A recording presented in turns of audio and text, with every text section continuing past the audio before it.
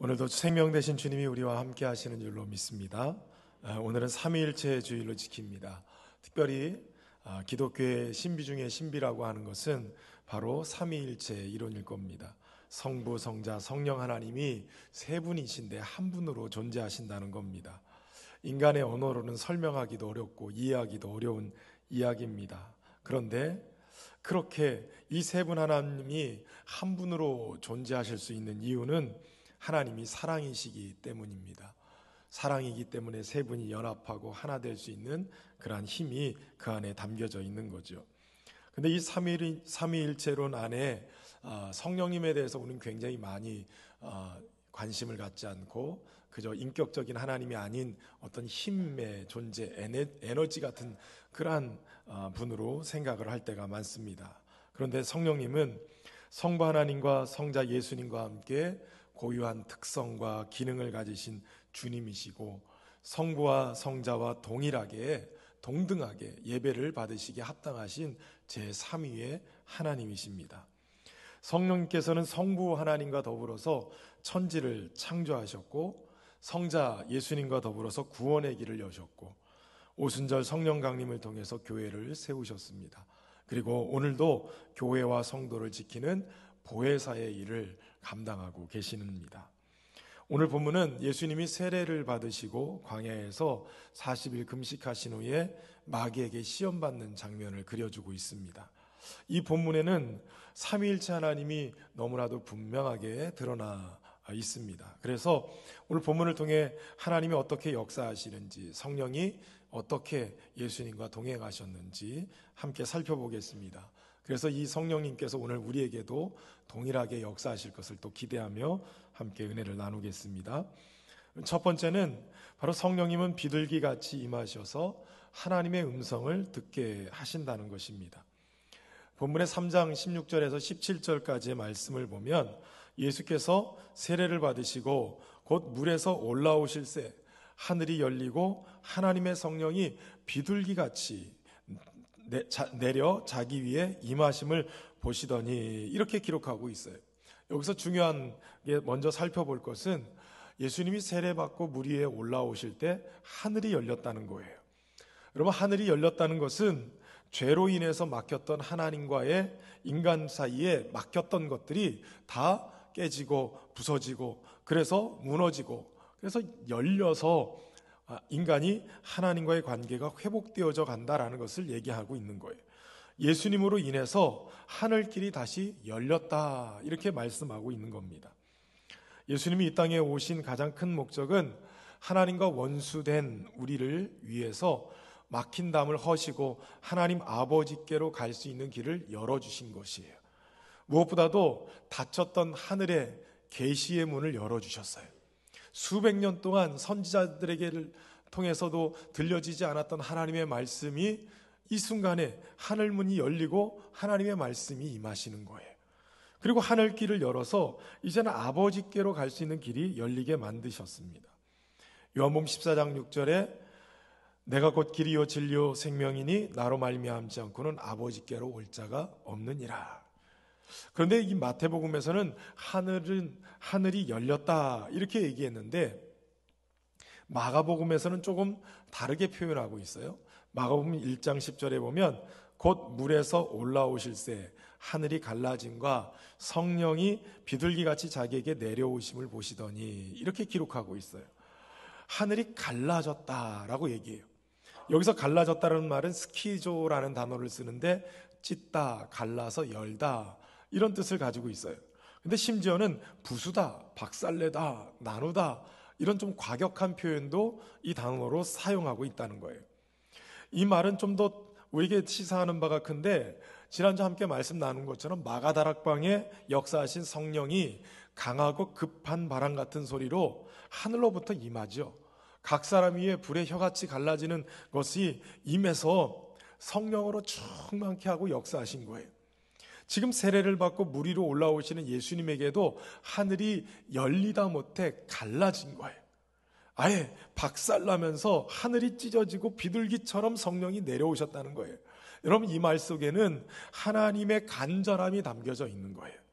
인류 구원을 위해서 하나님의 마음이 얼마나 급하고 강하신가, 얼마나 더 간절하신가를 그대로 표현해주고 있는 거예요. 하나님은 급하게 하늘을 찢어서 성령 하나님을 비둘기 같은 형상으로 예수님에게 내려보내주신 거예요. 여러분, 그만큼 하나님은 우리를 사랑하시는 것이에요.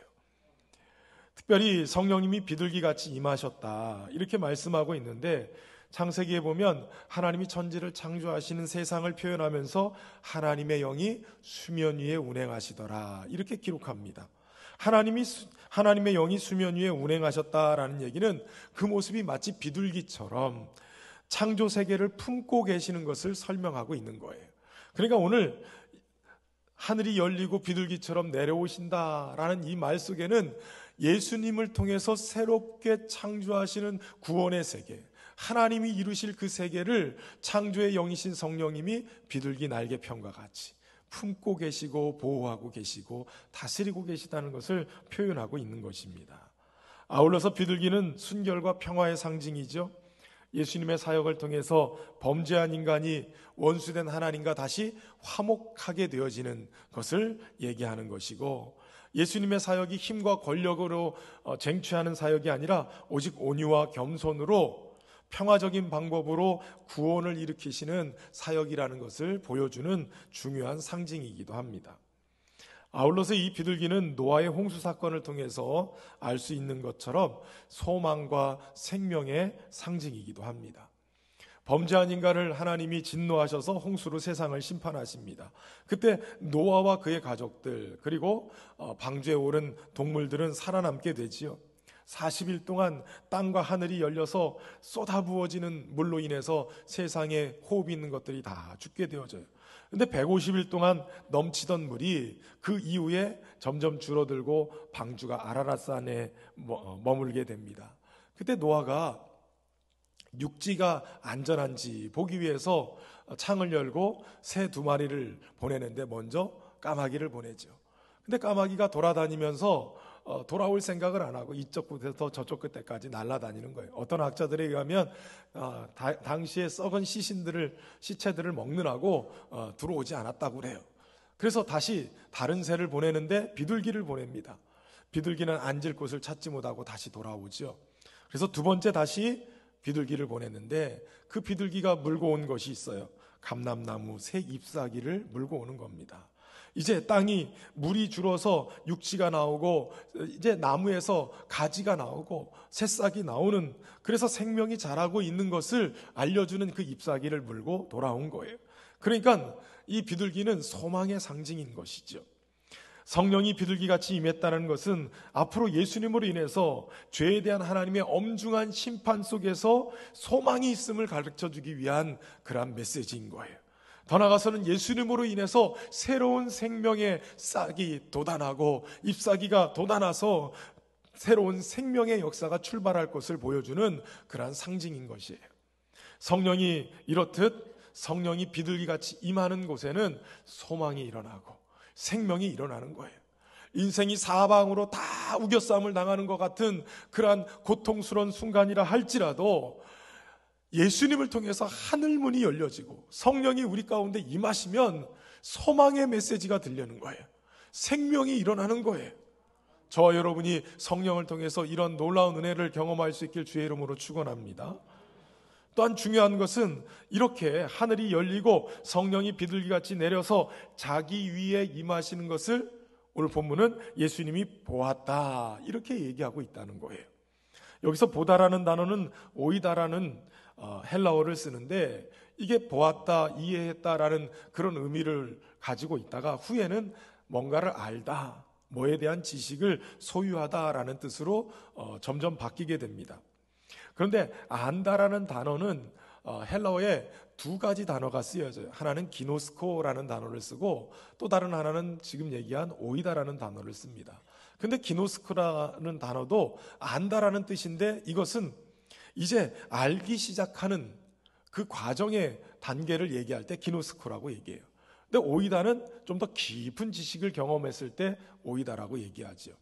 쉽게 사람을 만나서 통성명한 정도, 이 정도 되면 이건 기노스코라고 얘기하고, 그 사람과 밥도 같이 먹고 노래방도 가고 같이 생활을 하면서 이 사람 성격이 어떻고 뭘 좋아하고 나빠하고 이런 것까지 다 알게 됐을 때 그때 안다라고 표현하는 것은 오이다라고 얘기하는 거예요.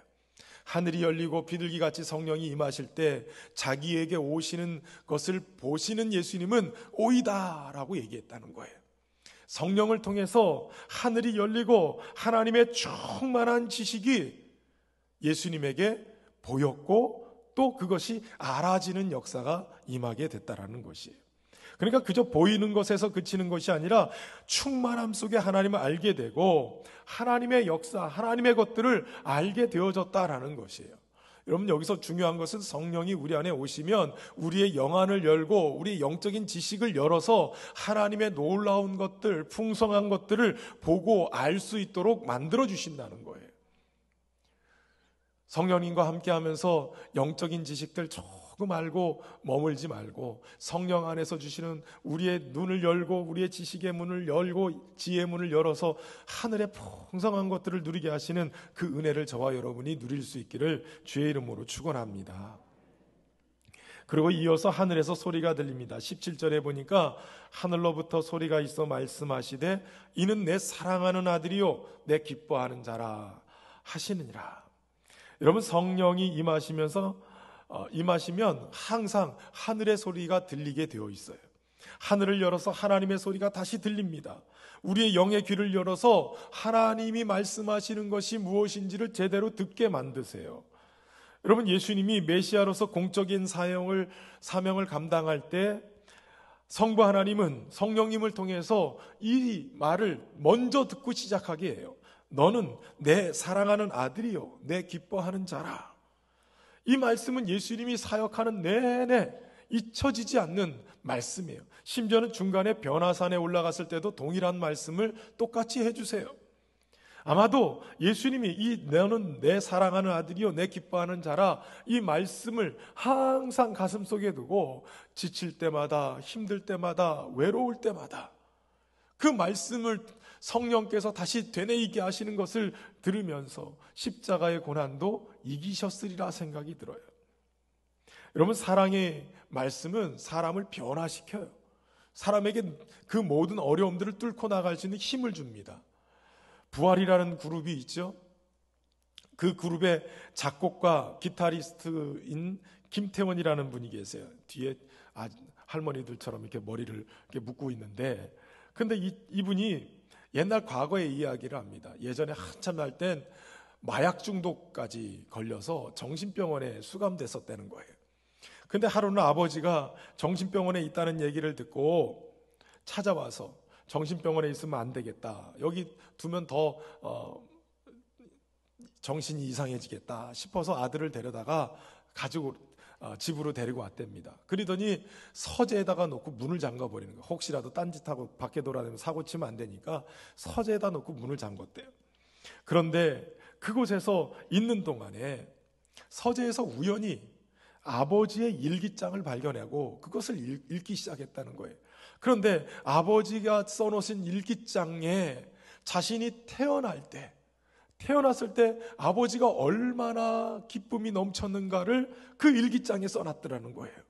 그 일기를 읽는 순간부터 자신을 그렇게 힘들게 하고 어렵게 했던 모든 것들을 끊어야 되겠다는 생각을 하고 대마초론과 안 좋은 것들을 그때 다 끊게 됐다는 거예요. 긴 방황을 정리하고 만든 노래가 부활의 사랑할수록이라는 노래였대요. 제가 성대 결절만 아니면 기가 막히게 부를 수 있는데 여러분, 사랑의 언어에는 힘이 있어요. 방황을 끝내고 회복할 수 있는 기억은 사랑의 기억이에요. 예수님을 끝까지 붙들었던 것은 너는 내 사랑하는 자고 내 기뻐하는 자다라는 하나님의 음성이에요. 성령님은 예수님이 지치고 힘들 때마다 이 말을 생각나게 하고 메시아로서의 사역을 감당하게 하신 거예요. 성령님은 오늘도 항상 우리에게 인생의 고난에서 빠져나올 수 있는 하나님의 사랑의 음성을 듣게 만들고 그것을 붙들게 만드시는 거예요. 위기 때마다 우리가 하나님의 사랑받는 자녀이고 하나님이 기뻐하시는 자인 것을 알게 하시는 거예요. 이 말 외에 다른 것이 여러분의 인생에 들린다면 과감하게 거절하셔야 돼요. 이것은 마귀 가지고 우리를 넘어뜨리려고 하는 미혹의 음성이에요. 하나님은 항상 성령님을 통해서 우리에게 이 음성을 듣게 하시는 거예요. 로마서 8장 14절에 무릇 하나님의 영으로 인도함을 받는 사람은 곧 하나님의 아들이라. 너희는 다시 무서워하는 종의 영을 받지 아니하고 양자의 영을 받았으므로 우리가 아빠 아버지라 부르짖느니라. 성령이 친히 우리 영과 더불어 우리가 하나님의 자녀인 것을 증언하시나니. 성령이 우리 영과 더불어서 우리가 하나님의 자녀인 것을 날마다 옆에서 잊을만 하면 알려주시고 잊을만 하면 알려주시고 증언하신대요. 그 성령의 음성에 귀 기울이고 살 수 있길 바랍니다. 사랑하는 성도 여러분, 이렇듯 성령님은 예수님에게 오셨던 것처럼 오늘 우리에게도 동일하게 임하시는 거예요. 하늘이 열리고 비둘기 같은 성령이 오셔서 소망과 생명으로 싹트게 하시고 영안을 열어서 하나님이 보이고 하늘에 속한 것들을 볼 수 있는 은혜를 우리에게 허락하십니다. 또한 우리가 늘 하나님의 사랑을 입은 자녀인 것을, 또 기뻐하시는 존재인 것을 증거하고 다시 일어설 수 있도록 희망과 용기를 주시는 분이십니다. 그 성령님과 함께 동행하며 사는 저와 여러분 되시기를 주의 이름으로 축원합니다. 두 번째 은혜는 바로 성령님은 시험을 이길 수 있도록 함께 하신다는 것이에요. 오늘 본문에 4장 1절 2절에는 이렇게 얘기합니다. 그때 예수께서 성령에게 이끌려 마귀에게 시험을 받으러 광야로 가사 40일을 밤낮으로 금식하신 후에 줄이신지라. 성령에게 이끌려서 마귀에게 시험을 받으러 가신 광야로 나가신 예수님은 40일을 금식하신 후에 마귀에게 시험을 받습니다. 이 문장을 가만히 생각하면 저만 그런지 모르겠지만 이런 이미지가 막 떠올라요. 마치 성령님께서 강제적으로 이끌고 가서 광야에 내버리고 그곳에서 40일을 금식하게 하시고 굶주리고 힘든 지친 영혼을 예수님을 마귀에게 또 맡겨가지고 거기서 테스트를 거치게끔 마치 매몰차게 그렇게 훈련을 시키시는 것처럼 그런 상상을 하게 됩니다. 심지어는 마가복음도 이렇게 기록하고 있어요. 마가복음 1장 12절에 성령이 곧 예수를 광야로 몰아내신지라. 광야에서 40일을 계시면서 사탄에게 시험을 받으시며 들짐승과 함께 계시니 천사들이 수종들더라. 광야로 몰아내신지라. 아니, 성령께서 이렇게 매몰차게 매정하게 예수님을 광야로 내모시고 시험받게 그렇게 하실 수가 있는가, 이런 생각을 하는 거예요. 그런데 제가 목 상태가 이래서 사실은 다른 설교들을 좀 내려놓고 금요 차라도 다 내려놓고 주일 설교만 준비를 했어요. 그런데 그 기간 동안에 묵상하면서 깨닫게 된 것이 있었어요. 그동안 내가 성경을 잘못 보고 잘못 이해하고 있었구나. 성령님이 예수님을 데려다가 그냥 그렇게 금식하고 어려운 상태에서 그냥 마귀에게 내던진 그런 이미지가 아니구나 깨닫게 하신 게 있었어요. 성령님이 임하셨는데 한 번 임하신 성령님이 떠나시는 성령님이 아니시라는 거예요. 예수님에게 임하신 성령님이 시험받는 동안에 저 멀찍이서 팔짱 끼고 쳐다보시는 성령님이 아니라 예수님과 함께 마귀의 시험을 통과할 수 있도록 예수님에게 힘주고 계셨다라는 사실이에요. 여러분, 성령님은 육적으로 힘이 약해진 모습으로 시험 가운데 있는 예수님을 버리지 않고 떠나지 않고 예수님과 함께하고 계셨어요. 그것을 알 수 있었던 이유는 세 가지 시험에 예수님에게 모든 것을 분별하고 말씀으로 물리치실 수 있도록 역사하신 분이 성령님이시다는 사실을 알게 하신 거예요. 비둘기의 형상으로 예수님께 임하신 성령님은 예수님과 함께 하시고 이 시험을 이길 수 있도록 도우시고 계셨던 거예요. 여러분, 요한복음 14장 17절에 이렇게 말씀하시죠. 그는 진리의 영이라 세상은 능히 그를 받지 못하나 이는 그를 보지도 못하고 알지도 못함이라. 그러나 너희는 그를 아나니 그는 너희와 함께 거하심이요 또 너희 속에 계시겠습니다. 성령님은 우리와 함께 계실 뿐만 아니라 우리 속에 계시는 분이세요. 떠나지 않으세요. 그리고 요한복음 14장 26절에 보혜사 곧 아버지께서 내 이름으로 보내실 성령 그가 너희에게 모든 것을 가르치고 내가 너희에게 말한 모든 것을 생각나게 하시리라. 성경의 저작권자인 성령께서 생각나게 하시는 거예요. 하나님의 말씀을 깨닫게 하실 뿐만 아니라 생각나게 하시는 거예요. 적절한 곳에 생각나게 하세요. 여러분, 우선 마귀는 세 가지 시험을 하는데 첫 번째 시험은 40일을 굶주리신 예수님께 돌로 떡덩이가 되게 하여 먹으라. 3절에 그렇게 얘기하시죠. 그렇게 시험하는 거예요. 여러분, 떡은 인간이 살아가기 위해서 꼭 필요한 것이죠. 사람들은 때로는 이 떡을 얻기 위해서 정말 열심히 일하며 살아가요. 며칠만 굶주리면 남의 집 담장을 넘는다는 얘기도 있듯이 먹는 것 굉장히 중요한 겁니다. 그런데 이것이 어느 순간인가 우리의 삶의 우선순위가 되어져서 가장 먼저 떡을 구하며 살게 만드는 거예요. 그래서 이걸 가지고 우리로 하여금 신앙의 유혹도 오게 만들죠. 대부분의 1차적으로는 이 떡의 문제 때문에 자꾸 신앙이 흔들리기도 해요. 그런데 마귀는 지금 예수님께 이 돌덩이를 떡덩이 되게 하라, 그래서 먹어라 라고 시험하는 거예요. 여러분들에게 제가 지금 돌덩어리 하나씩 갖다 주고 이걸 떡덩이 되게 해서 먹어라, 물론 시험 들겠죠. 목사가 나를 어떻게 알고 이렇게 시험하나, 이런 생각할 텐데, 예수님은 여러분 하늘의 권능을 가지신 분이에요. 물고기 2마리와 보리떡 5개로 5,000명을 먹일 정도로 하나님의 권능을 가지고 기적을 행하시는 분이에요. 돌로 떡덩이 되게 하실 수 있는 분이에요. 우리 같으면 그거 고민할 것도 없어요. 안 돼요, 못 해요 하는데, 예수님은 할 수 있는 능력이 있는 분이에요. 40일 굶주리셨어요. 얼마든지 해서 드실 수 있어요. 그런데 예수님은 그것을 선택하지 않으세요. 왜냐하면 인생이 살아가는 데 있어서 육신을 위해 떡도 필요하지만 이게 삶의 우선순위가 아니라 인생은 또 다른 떡이 있다라고 말씀하시는 거예요. 4절에 이렇게 얘기하지요. 사람이 떡으로만 살 것이 아니요 하나님의 입으로부터 나오는 모든 말씀으로 살 것이라 하였느니라. 떡이 아니라 하나님의 입에서 나오는 모든 말씀으로 사는 게 인간이란다, 이렇게 말씀하고 계시는 거예요. 가장 기본적인 육의 욕망이 꿈틀일 때 이것을 뚫고 나갈 수 있는, 아니 이것을 이길 수 있는 힘이 어디서 주어지냐면 하나님이 말씀하시는 생명의 떡, 하나님의 말씀이 우리 안에 들려질 때 이것을 이길 수 있는 힘이 생기는 거예요. 육의 소욕이 아닌 말씀으로 영의 소욕을 물리치고 영의 소욕을 우선순위로 삼고 정하게 될 때 육의 소욕을 물리칠 수 있는 힘이 생기는 거죠. 로마서 8장 13절에 너희가 육신대로 살면 반드시 죽을 것이로되 영으로서 몸의 행실을 죽이면 살리니 무릇 하나님의 영으로 인도함을 받는 사람은 곧 하나님의 아들이라.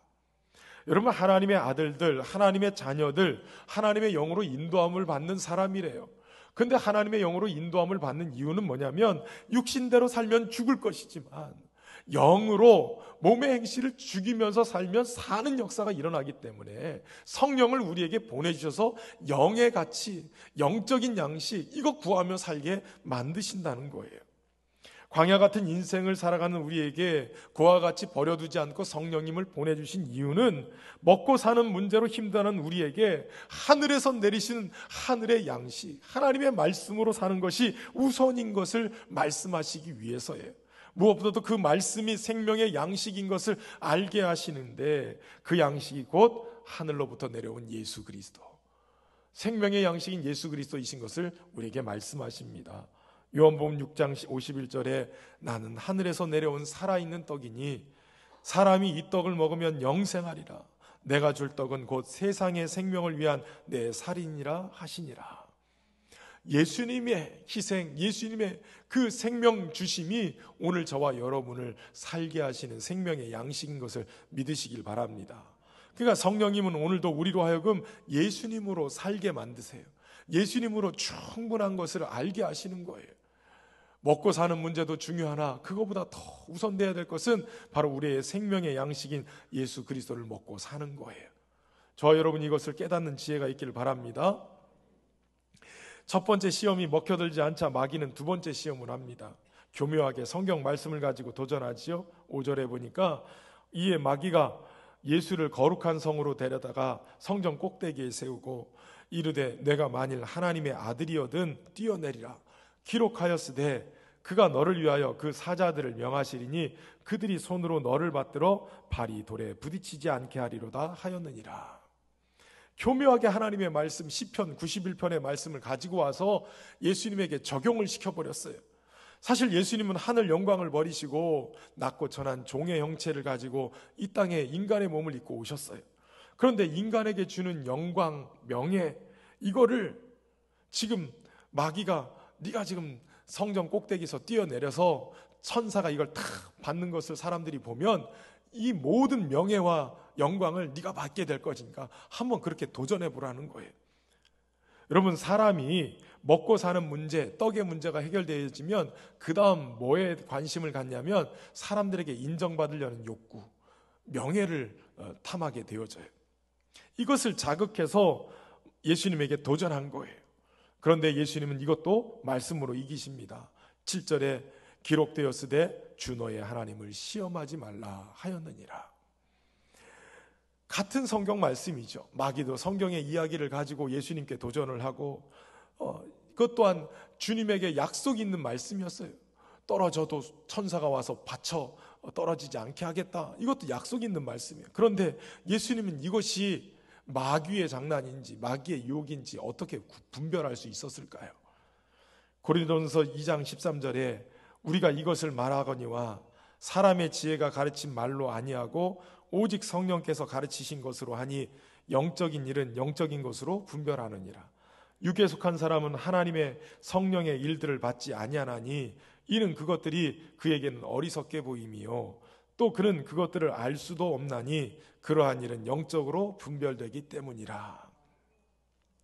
이게 하나님의 말씀인데, 똑같은 하나님의 말씀인데 이것이 진리인지 아닌지 영적으로 분별할 수 있는 능력은 바로 성령님에게 있는 거예요. 성령께서 분별의 은사를 통해서 영들 분별하는 그 은사를 통해서 이게 마귀의 말인지 하나님의 역사인지를 알게 만드신다는 거예요.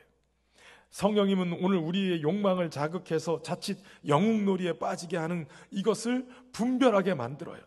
교만하지 않고 하나님을 시험하지 않고 분수를 지킬 수 있도록 분별하게끔 만들어 주신단 말이에요. 말씀으로 시험하고 있는 이 마귀의 괴계를 단호하게 물리치고 하나님을 시험치 않고 오직 순종하는 법을 분별해서 따르게 만든다는 것입니다. 분별의 은사를 통해서 저와 여러분이 우리의 삶 속에 다가오는 이 악한 역사들의 이 괴계를 잘 물리치고 분별해서 하나님을 시험치 않고 하나님의 뜻을 이루는 저와 여러분 되시기를 주의 이름으로 축원합니다. 악한 마귀들은 계속해서 하나님의 말씀을 오해하게 잘못 해석하게 만들어서 우리를 자꾸 넘어뜨리려고 하는 거예요. 이걸 분별할 수 있는 지혜가 있기를 주의 이름으로 축원합니다. 세 번째는 예수님에게 편한 길을 알려주면서 시험을 합니다. 8절에 보니까 그를 데리고 지극히 높은 산으로 가서 천하 만국과 그 영광을 보여 이르되 만일 내게 엎드려 경배하면 이 모든 것을 내게 주리라 이렇게 얘기합니다. 어차피 세상을 구하려 왔으니 이 구하려고 하는 이 세상 내가 줄게. 다만 이 천하 만국 이거 다 내가 줄 수 있으니까 나에게 절하면 내가 이거 줄게. 이러고선 마귀가 도전하는 거예요. 이 말 속에는 어리석고 미련한 인생들 구하려고 목숨 걸고 고생스러운 그 십자가 지지 말고 고통스러운 그 십자가의 길 가지 말고 편하고 쉬운 일이 있으니까 이렇게 하자는 거예요. 어떻게 보면 그럴싸해 보여요. 마귀가 그렇게 대가를 치르지 않는 값싼 십자가, 이런 고통 없는 이 십자가의 구원을 얘기하면서 도전하고 있는 거예요. 여러분, 가끔 우리에게도 이런 도전이 올 때가 있죠. 예수님 믿는다고 하면서 하나님의 사람이라고 하면서 말씀대로 사는 거 힘들지 않아? 눈 한번 찔끔 감으면 성공할 수 있고 더 돈도 벌 수 있고 잘할 수 있는데 왜 굳이 고통스럽고 미련하게 자꾸 그렇게 살려고 해? 세상은 안 그래. 이렇게 도전할 때 있지 않습니까? 마귀는 이렇게 정석이 아닌 편한 길, 악인들의 꾀, 죄인들의 길, 오만한 자의 자리로 우리를 자꾸 유혹하고 넘어뜨리려고 해요. 그런데 잘 아시지 않습니까? 이 길을 따라가면 그 길은 결국 망하는 길이에요. 예수님이 단호하게 말씀하세요. 사탄아 물러가라. 기록되었으되 주 너의 하나님께 경배하고 다만 그를 섬기라 하였느니라. 예수님이 마귀의 이 타협안을 받아들여서 예수님이 마귀에게 절하면 세상의 물질의 주인이 결국 마귀라는 것을 인정해요. 사실은 그게 아니잖아요. 천지를 창조하시는 하나님이 진정한 주인이세요. 그러므로 우리의 경배를 받으실 분은 오로지 하나님이신데, 마귀에게 절하면 결국 하나님의 아들이신 예수님이 마귀를 경배하는 대상으로 삼게 되어지는 거예요. 여러분, 오늘 오직 우리의 예배의 대상은 하나님이십니다. 예배의 대상 절대로 타협하지 않으시길 바랍니다. 때로는 우리가 눈에 딱 보이지 않지만 정말 하나님보다도 더 우선시하고 하나님보다도 더 소중하게 여기고 하나님보다도 내가 더 의지하고 있는 게 있다면, 그리고 심지어는 그것이 없어서 내 마음에 불안해지고 문제가 생긴다면 그것은 다 우상이에요. 팀 켈러 목사님이 내가 만든 우상이라는 책에서 그렇게 얘기해요. 가만히 생각해보면 그게 맞아요. 하나님보다도 나를 더 붙잡고 있고 의지하게 만드는 것, 그게 세상의 돈일 수도 있고 여러 가지들 있을 수 있죠. 그것이 삶의 우선순위에 있다면 그것은 하나님보다도 더 우리에게 우선이 되어 있는 거예요. 우리의 예배의 대상이 그것들이 되어져 있는 거예요. 여러분, 예배의 대상을 분명히 하고 신앙생활할 수 있기를 바랍니다. 우리의 삶의 가장 우선은 하나님이셔야 합니다. 성령님은 오셔서 바로 우리에게 무엇을 예배할 것인가, 어떤 분을 예배하실 건가 분명하게 정하게 만들고 신앙에 흔들리지 않도록 예배의 대상을 정하게 만드는 거예요. 그러므로 성령 안에서 저와 여러분이 하나님을 분명히 보고 예배할 수 있는 자들 되기를 바랍니다. 또한 성령님이 오시면 사명이 무엇인지, 그 사명을 주신 분이 누구신지를 정확하게 알게 하세요. 여러분, 사명이 분명한 사람은 흔들리지 않아요. 사명을 주신 분이 누구인지 아는 사람도 흔들리지 않습니다. 하나님으로부터 분명한 이 사명, 소명의식을 가지고 있는 사람은 믿음이 웬만해서 흔들리지 않아요. 자꾸 왜 흔들리느냐?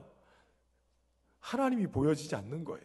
사명이 무엇인지를 알지 못하는 거예요. 직분을 받고 교회에 여러 가지 사명을 맡은, 또 나에게 그리스도인이라는 이름을 붙여서 사명을 가게 하신 것은 그 사명을 분명하게 알면 흔들리지 않게 되는 거예요.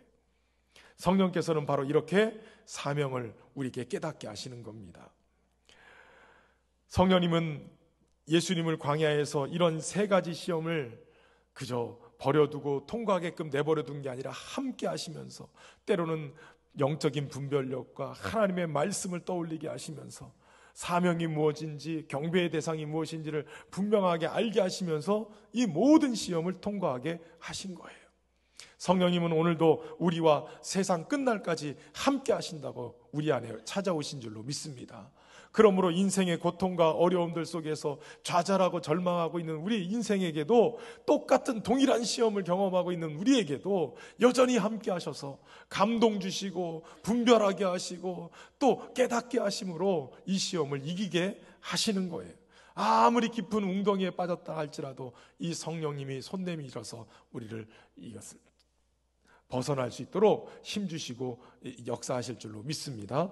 저와 여러분이 그런 은혜를 누리며 살아갈 수 있기를 주의 이름으로 축원합니다. 마지막 세 번째는 성령님은 능력을 주셔서 사명을 감당케 하신다는 거예요.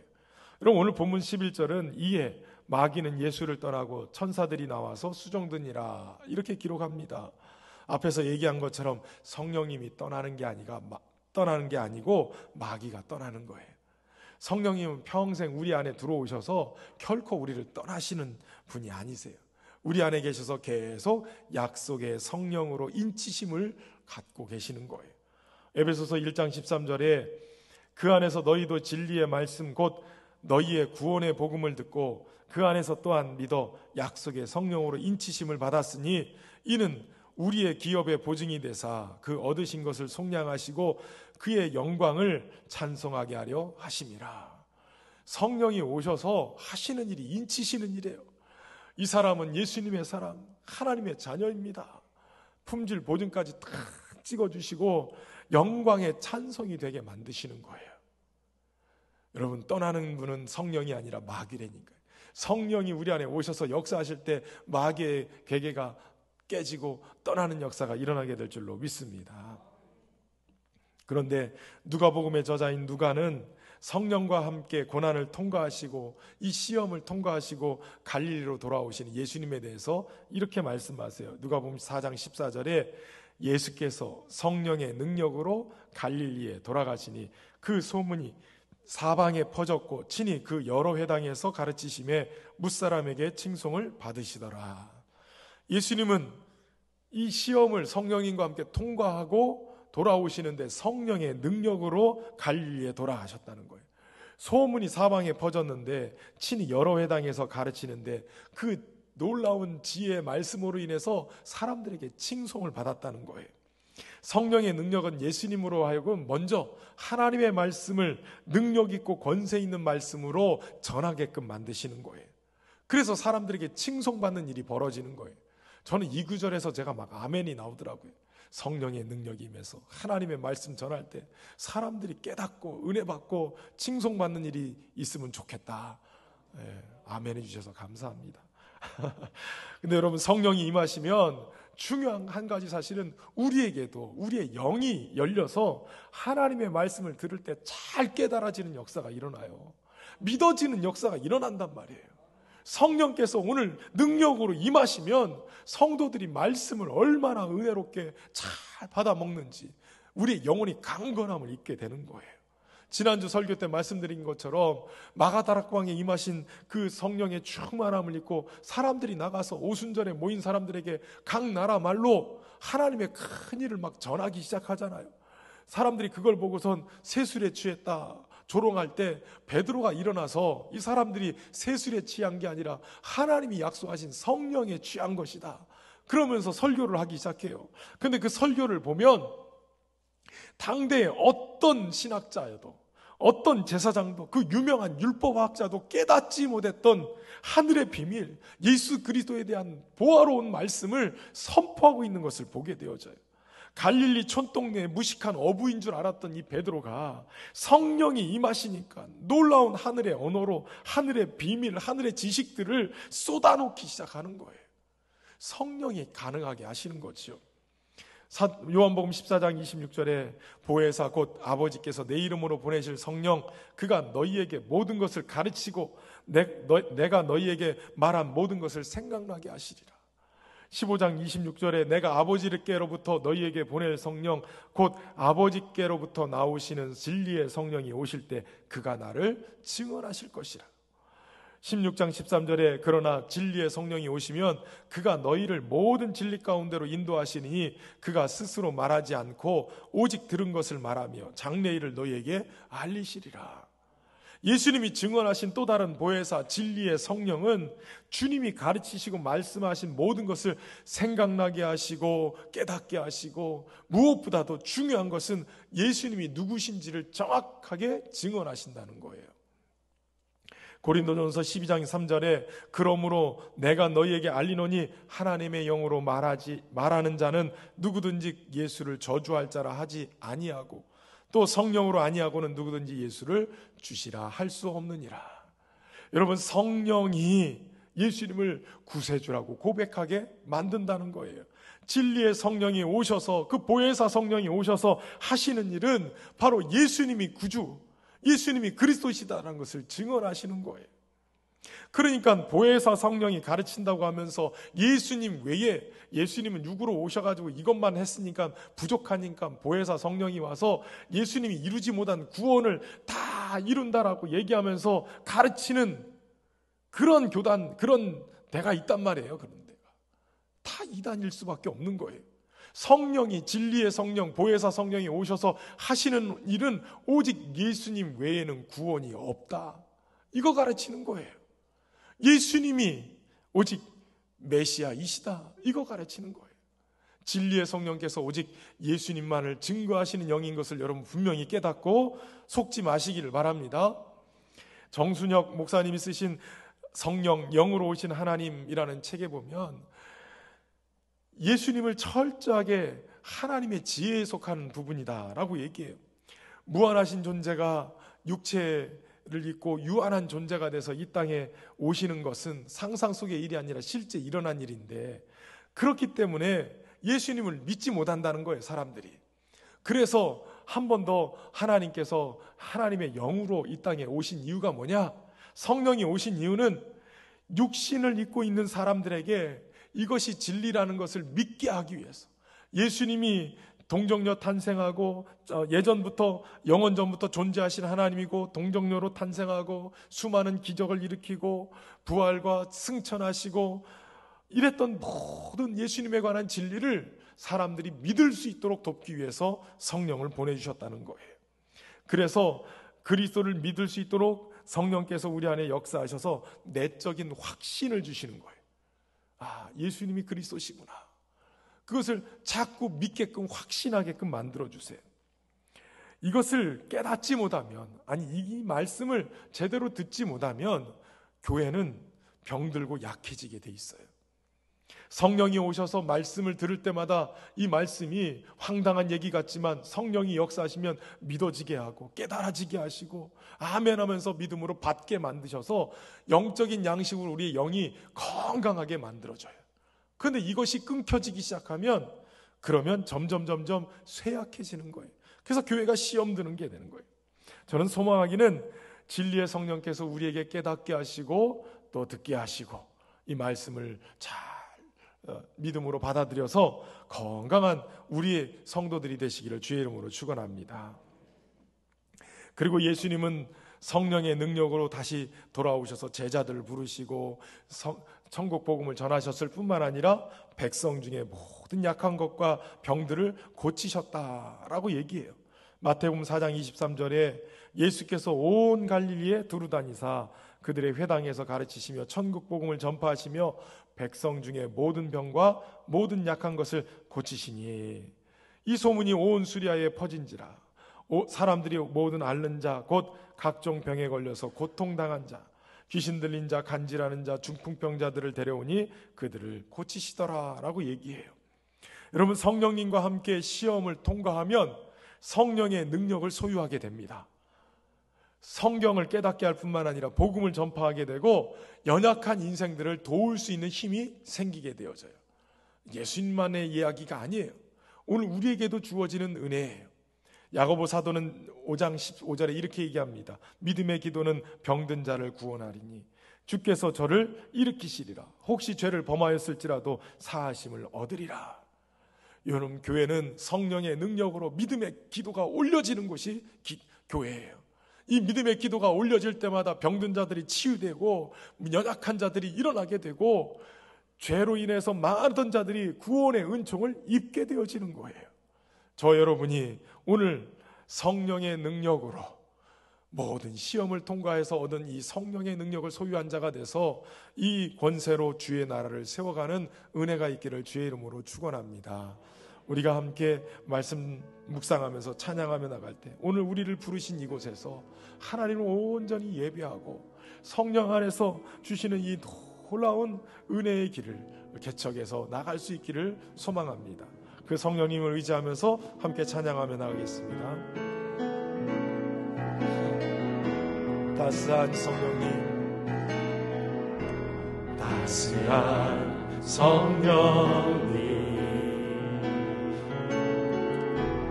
마음으로 보내 내 몸을 감싸며 주어지는 평안함 만족함을 느끼네. 사랑과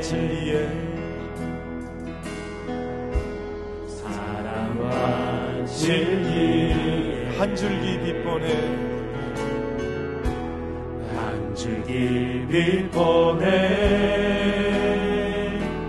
내 몸을 감싸며 주어지는 평안함